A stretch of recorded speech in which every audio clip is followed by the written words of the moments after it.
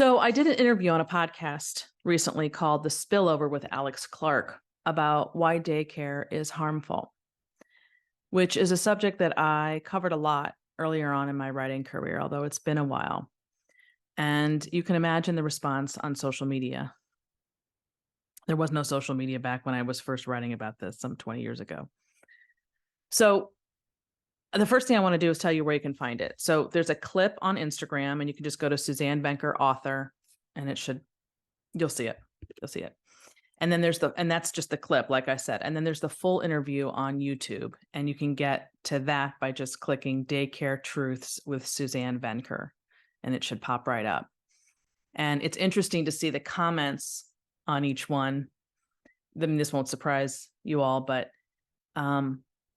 the difference between Instagram and YouTube as far as comments is just basically emotion-based and calm, collected, reasonable discourse on YouTube, which I think is fascinating to see it sort of juxtaposed like that, because obviously the clip is a clip. And if you're not going to take the time to listen to the interview, you're just going to react emotionally, which is the point of clips. I get that. I don't put them out, but that's how you get people to be aware that if, that an interview is available. So anyway, I just thought that was really interesting.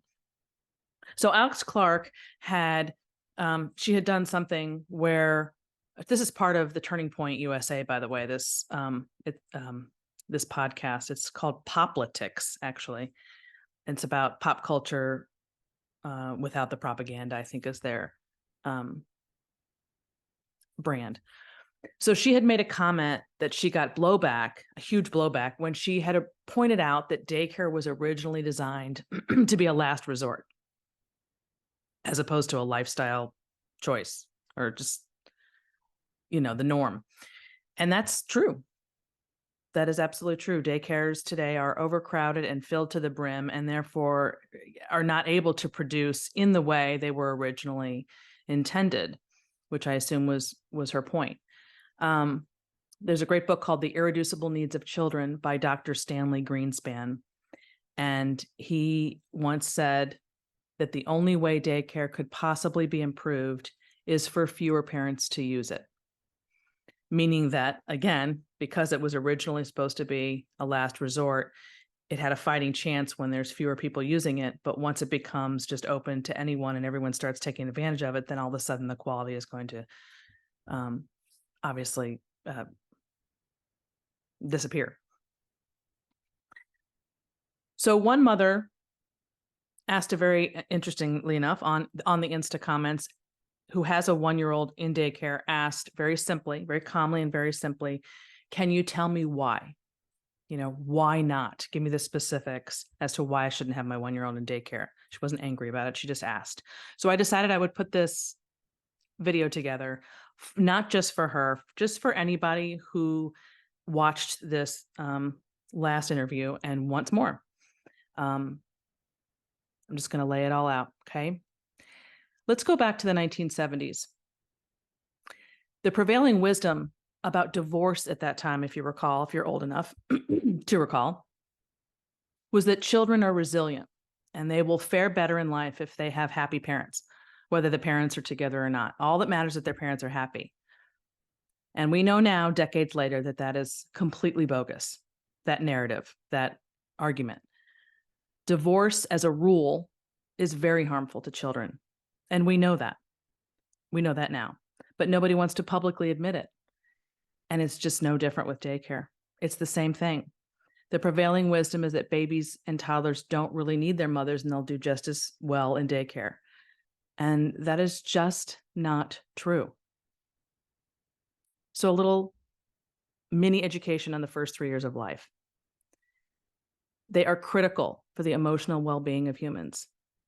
There is so much going on during this time that is very hard to see with the naked eye, but that doesn't make it any less significant.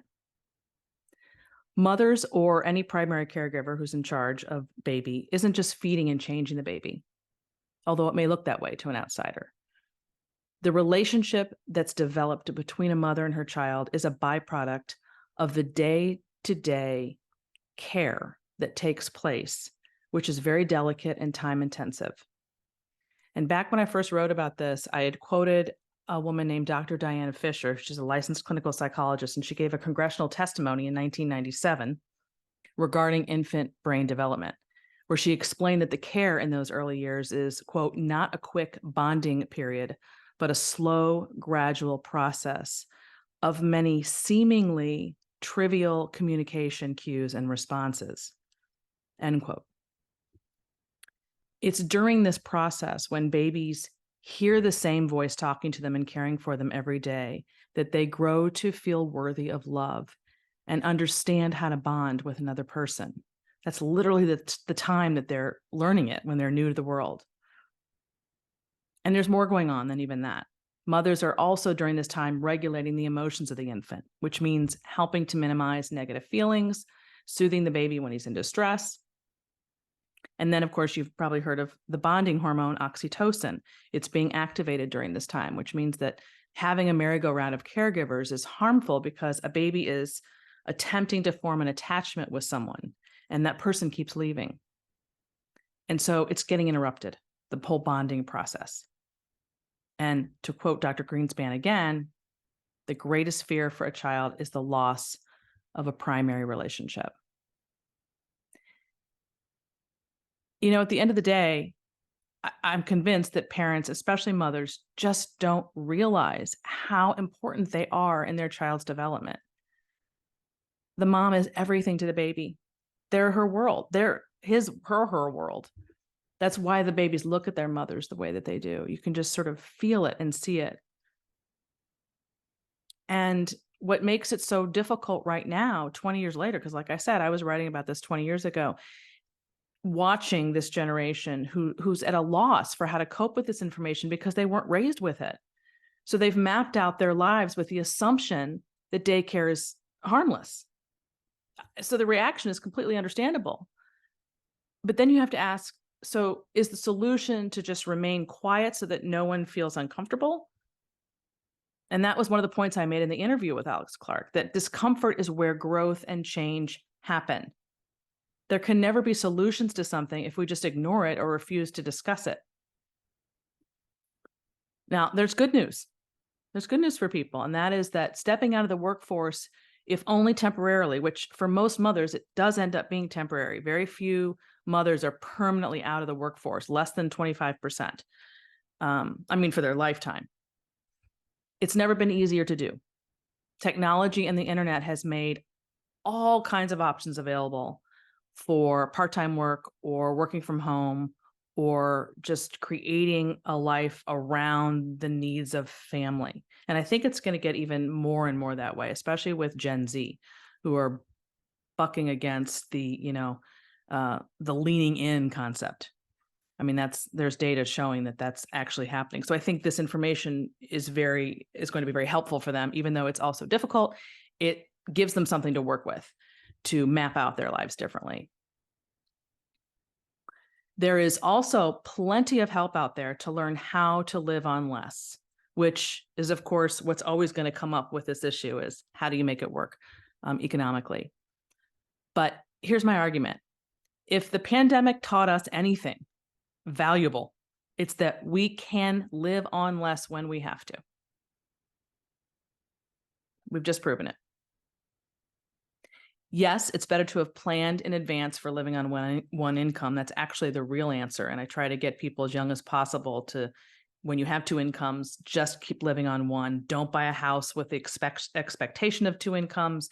There are things you can do in advance so that this is much easier. But even if you miss the boat on that, many parents are shocked to learn that when they put pen to paper, the second income is eaten up by childcare and work-related expenses. Honestly, so it's for many, many people, and I hear from them, it's like they're going to work literally just to pay for someone else to raise their kid, which makes no sense. And that's not what I think most people want. But if you don't put the pen to paper, you're not necessarily going to realize that. I mean, both people would have to really be making six figures, both of them, to have it come out in the wash from a financial standpoint. Not all the other reasons not to, but in terms of money, that's really what you'd be looking at to make that argument from a money standpoint. Really, at the end of the day, this issue comes down to your values and your awareness or lack thereof of the early years of children's needs.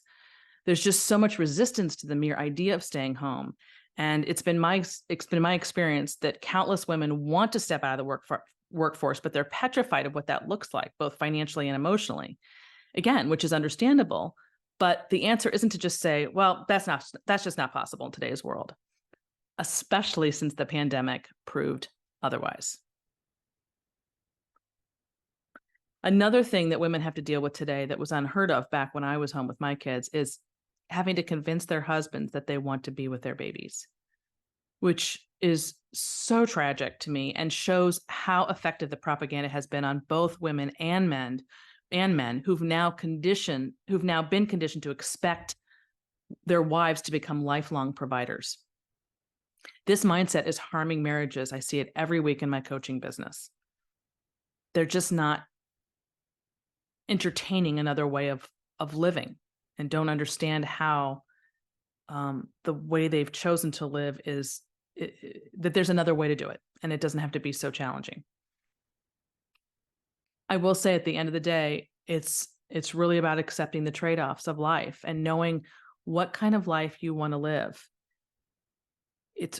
What do you want your day-to-day life to look like? Do you want a close relationship with your children?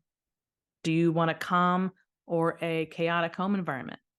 What kind of marriage do you want? Because marriages suffer big time when both parents are working full time and year round and they have small children, especially several of them.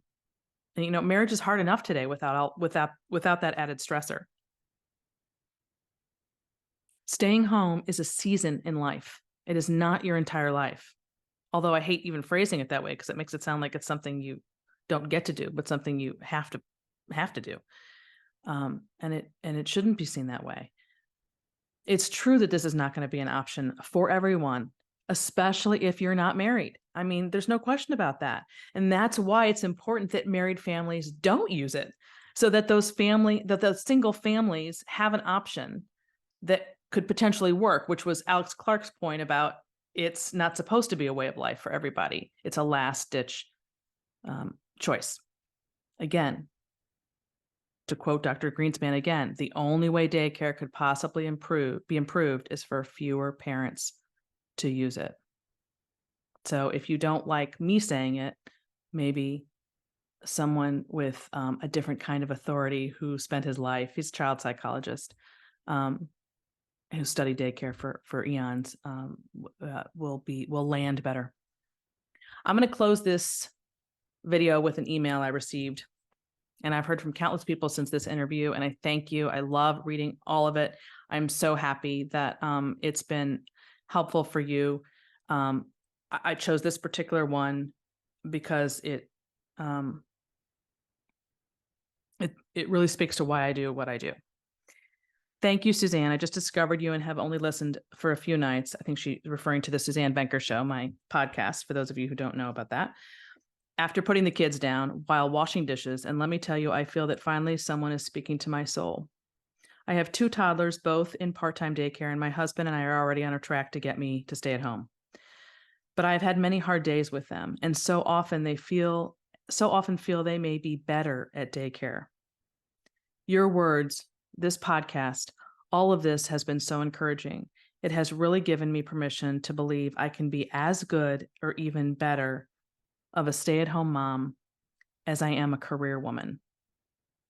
Thank you for what you do. Please never stop. I'm 30 years old, and this is the very first time I'm hearing these things. I thought my inner thoughts were crazy. Thank you, thank you, thank you. If 10 stars was possible, even that would not be enough. I wish everybody could see what I see on my end.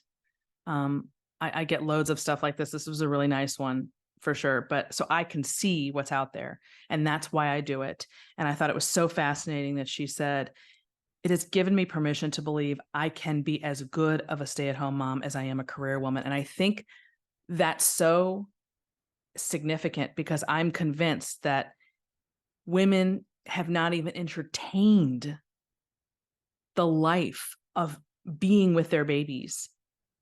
They've never entertained a life outside of the workforce ever. And so it's not that they can't do it. They don't want to do it. They would hate doing it. They can't afford doing it, but that they've never given themselves permission to even see what would that look like and why should I?